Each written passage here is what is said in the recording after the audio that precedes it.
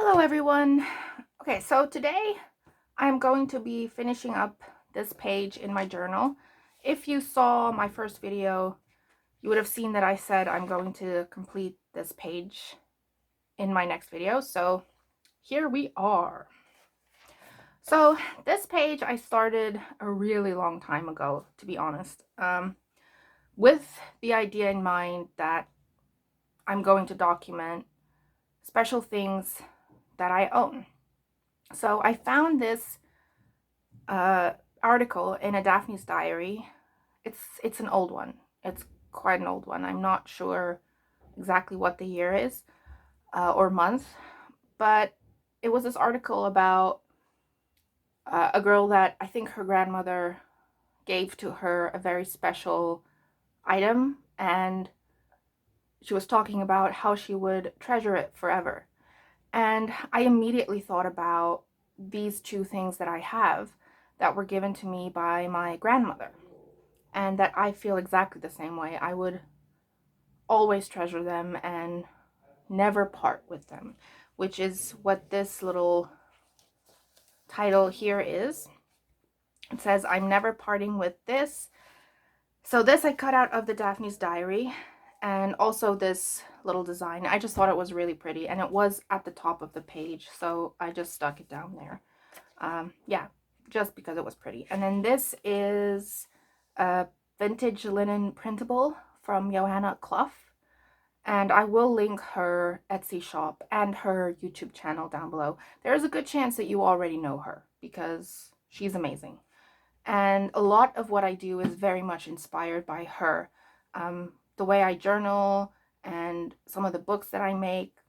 So this is very much also inspired by how she journals. I just love how she journals. It's very organic and natural and eclectic, and I just love how she puts things together, and I have learned a lot from her. So a huge shout out to her. She is one of my biggest inspirations. And so what I did is I took some pictures of the things that I want to put in this journaling spread. So they are necklaces that I want to always remember, and hopefully I will keep them forever and nothing will happen to them. I am very careful about how I look after them.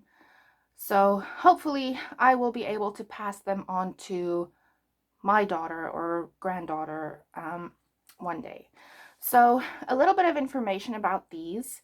Um, this one, I'm going to show you the real necklace. So both of these things were given to me by my grandmother.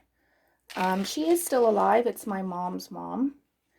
And this is a watch on the one side with real little tiny pearls. And then on the other side, it has this beautiful design. And it's real gold. And it has this beautiful chain. It's quite long. I love how long it is and the way it just wears. It's the most beautiful thing ever. And I've always coveted it. And whenever she wore it, or I would say, oh, Grandma, that's so beautiful. I want that someday. And she lives with my mother. My wonderful mother and father take care of my grandma. She's not in like the best health. Um, but she is still doing well, and her mind is still sharp. And so we visited her. Well, no, we visited home 2 years ago. So like I said, we live in South Korea, and we go home once a year. And after the first year that we were here, um, my grandmother called me and she said that she wants to give something to me, and she gave me this necklace, and I was speechless. She said that she wanted me to have it now so that I could enjoy it and remember her, and I was just speechless. It was the most wonderful, beautiful thing that she did for me, and I am so appreciative. And again, my grandmother, she gave me this necklace.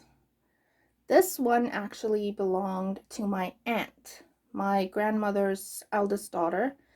She passed away when I was 15 years old, and I was very close to her. She couldn't have any children, and so when I was born, my mother gave me my aunt's name. And so she really spoiled me and she loved me. This aunt, like I was her daughter. And my they were the only two girls. So my grandma had five sons and two girls. So she was also very fond of my mom because it was her only sister and she was younger. So she was very fond of me, but yeah, she passed away. And this belonged to my aunt since she was 6 years old, I think. And when she passed away, she was in her 50s. I think she was, I'm not exactly sure how old she was, but she was in her 50s. She was actually still young, but she was always sickly. And so this is also very, very old. And oh, I should mention that the other necklace, this one, is also extremely old. It was gifted to my grandmother. I just blanked. I don't remember if it was my grandpa or one of her sons that gave it to her, but also a couple, like, few decades ago. So it's also really, really old, and it's Swiss made, so it's really, like, unique and special. So I consider these almost like young antiques in a way, like definitely vintage. But yeah, so they are both very, very special to me, and I immediately thought of them when I read this story in the Daphne's Diary. So I wanted to document them. And so I took some pictures of them. They're not the best pictures, but I just, wanted to have like a visual memory of them to keep in my diary. So I printed these with my Canon selfie like just before I started this. So the tiny little Canon selfie, which is the love of my crafting life, if I am being completely honest. It is wonderful.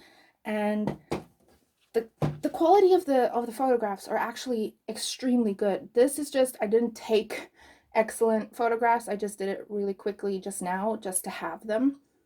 And they're good enough for, for my journaling. So, how I took the pictures, this background is actually an eco print from Nick the Booksmith. So, I made this little envelope. Excuse me, let me just get my chair out of the way. Okay, so I made this envelope out of one of Nick's eco prints, and this is matte everyday photo paper from Kodak. So I made this envelope and I haven't used it yet. And when I wanted to take the pictures right now, I was like, well, what am I going to do for the background? I don't know. And then I remembered my lovely friend, who's also an avid crafter. Hi, Elaine. She gave me this little stand. She has lots of these. She paints tiny little canvases. And so I got the idea. So I just stood it on here. And then obviously I put it upright, not like this. Upright. Like I needed to say that. It's not like you all couldn't figure that out for yourselves. But anyway, so I hung. I could never remember which one goes where, grammatically speaking. But anyway, so I put this over here like this, and then I just took a picture. And it worked out pretty well, actually. I think I am going to use that idea for taking pictures in the future. So this little thing is really handy. It's also a nice phone stand if you are to watch videos or something like that. Okay, so I have the pictures. And I just want to place them on the page. Like, I still want to have some space to write about this, about my grandma, and about the pictures, about what these are. And so I want to space them kind of around the page. And maybe like that. I don't know, I will play with the composition a little bit. Maybe like so. Yeah, and then, yeah, so I think it's not too important, but I think maybe something like that, and then I can write wherever there's blank space. Then to create little photo mats, like backgrounds, I don't want to just stick them on the page because, you know, that's too easy. That's too simple. So I have these offcuts from some 12 by 12 sheets. This is a Theodosia square paper pad. I will link it down below too. I got it on Amazon. It's got white on the background, so it's not double-sided, and it's not cardstock. It's thicker than copy paper. It's really nice quality. It's a really soft touch and gorgeous, but it's white on the background. And it's a really thick paper pad, and it's really beautiful. So I will link that down below. So I have a few of these offcuts that I'm thinking about using for backgrounds. My grandma loves green, so I think I might use, oh yeah, that looks really nice with the salmon colored paper. Oh yeah, okay, I'm gonna use that one. And then this is also a greenish kind of one. Yeah, okay, let's do that. And then I just want to say hello to my grandma. Hi, Grandma. I'm sure that my mom will show her this video. So, hallo Oma.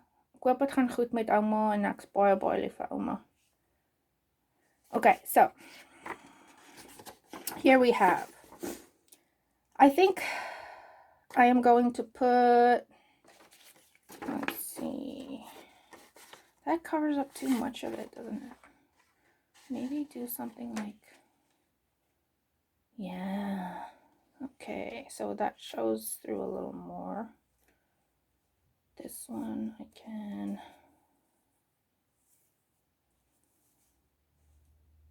tear this one so that maybe the two small ones can have the same. But okay, yeah, let's get into it. So I'm just going to stick these down and then write.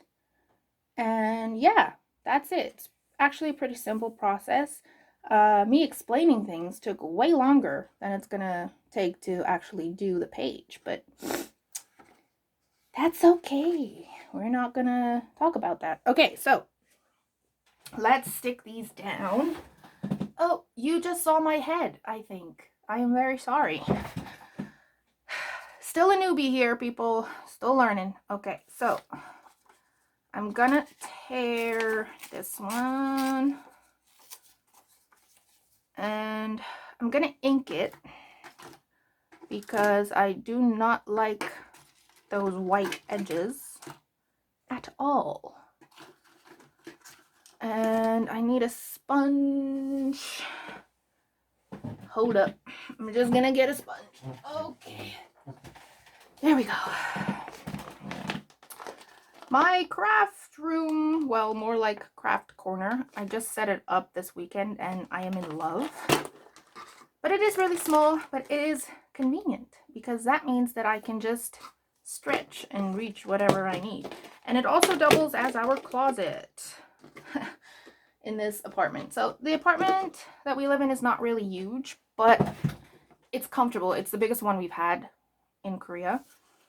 And so we actually have more than enough space for the two of us. It's really nice and comfortable. And this weekend I've been organizing and putting stuff away so that I could make this little craft corner. And man, it feels like my soul got a cleanse. There's just something about cleaning and organizing that is so therapeutic to me. I just absolutely love it. I mean, I even enjoy the process. Like sometimes it's very hard to get yourself to actually do it, you know, like to motivate yourself to start cleaning and doing all of it, because it doesn't sound very fun in your head, you know, when you're thinking about cleaning and organizing. It doesn't sound fun, but the moment I start, it's like I can't stop. It's like this bug just like gets me and I just want to clean and organize everything. So that is what happened this weekend, and it was wonderful. It looks so much better now in my apartment. I have my little craft corner. I just feel like I'm ready for a new start. which is very apt because it is spring here in Korea, the start of spring, and it's really beautiful out. There's lots of cherry blossoms everywhere, although they're already disappearing. Cherry blossoms don't last very long. It's really sad. They're so pretty. But yeah, so the entire atmosphere is like changing, and it's spring, and the weather is really nice too. Like it's not completely hot anymore, but it's not cold. It's like chilly, but very, very nice. Which I'm also gonna miss because summer in Korea is freaking brutal. I'm telling you. It is even worse than Africa, where I live, South Africa. So, although this past summer apparently was also quite bad in South Africa, lots of heat waves, terribly hot summer. I am not a fan of summer. I like the cold. My favorite is wintertime. I just love how it looks. I don't know. I've always loved the bare trees and the cold and the atmosphere of winter. There's just something magical about it.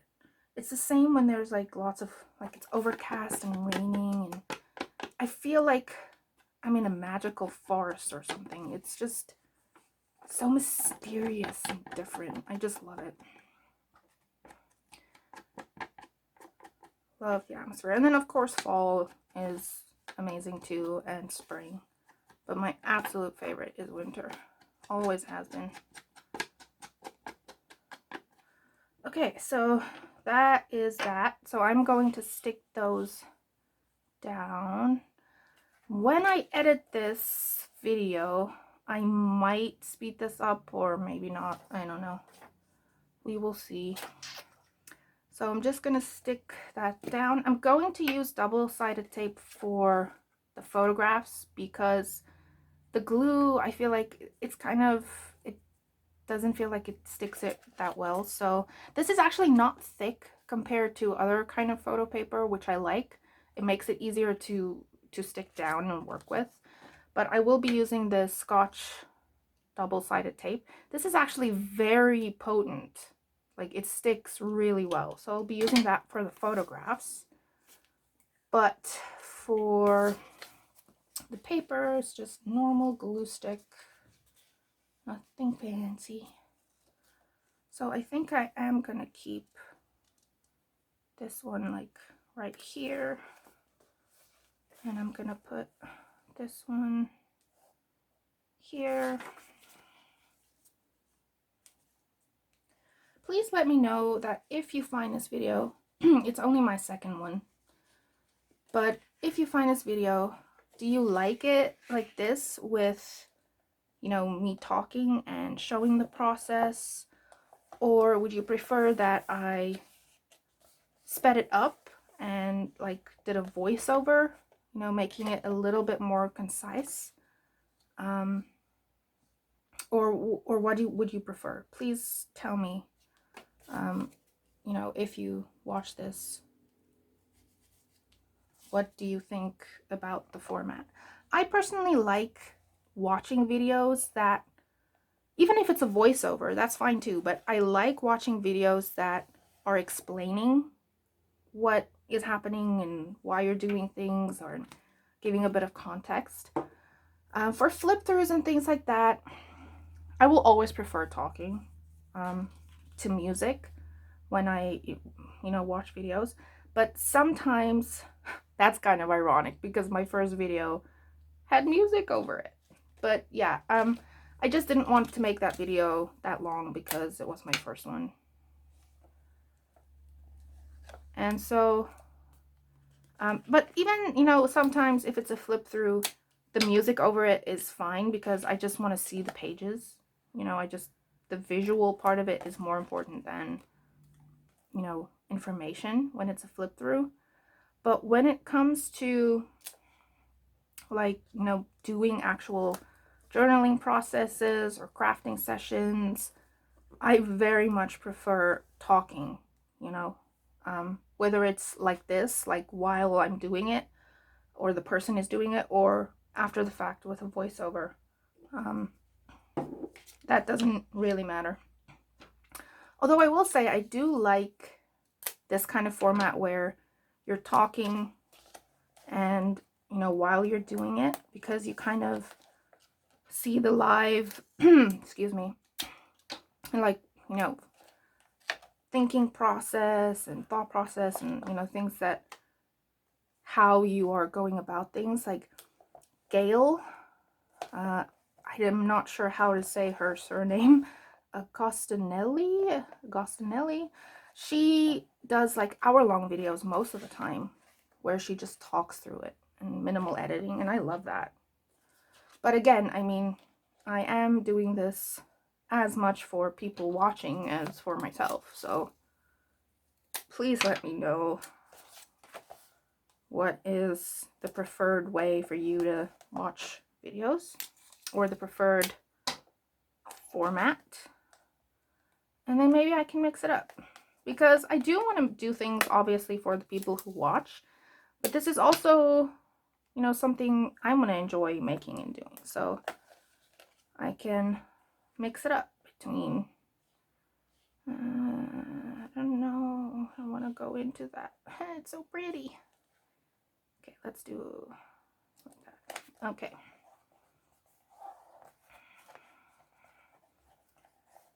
All right, this flap is kind of irritating while you're journaling, not gonna lie.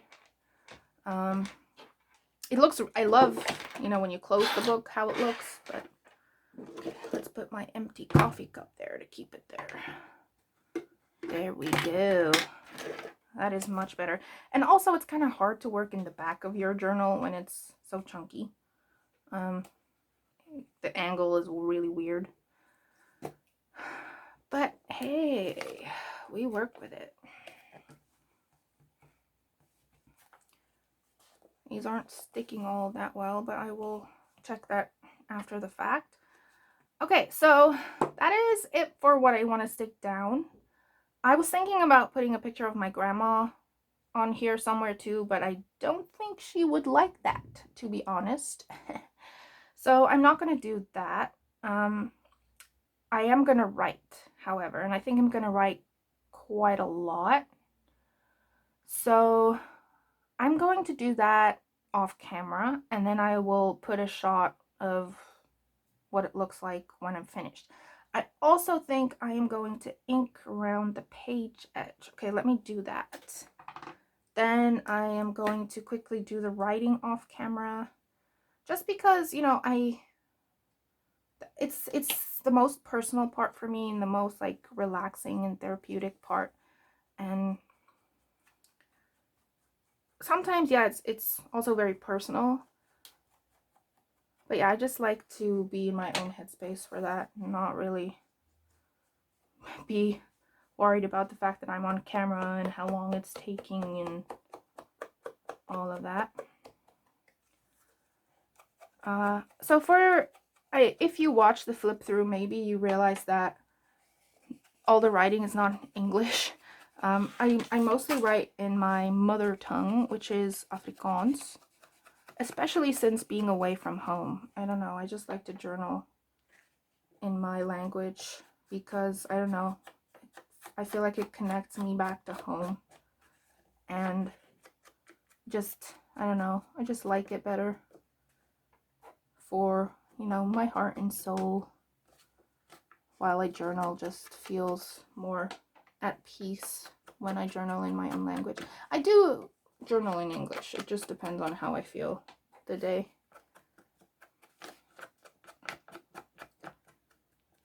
So just do that. This is probably very boring watching me ink pages. It's like watching paint dry, but we're spending some time together, so that's okay.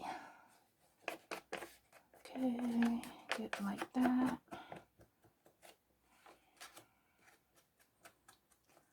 Okay, I think that is all for sticking stuff on the page. And now I am going to do my writing. So my favorite pen to write is this Uniball Signo. This is a 0.5, not nib. I don't know what, I want to say nib because I use a dip pen a lot, and then you talk about a nib. But this isn't an, is it a nib? I don't know. But anyway, 0.5 thickness of the pointy part that you write with. Wow, I am such a professional. Okay, so it's the Uniball Signo, the black, and it's 0.5. They have different sizes. I have the white one in 0.7. I just love Uniball Signos. They write amazing.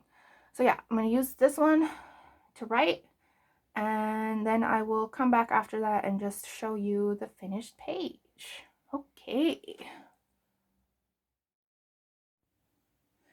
Okay, so here is the completed page with all the writing all around it, and I have to say, I love how this came out. It is just so pleasing to look at.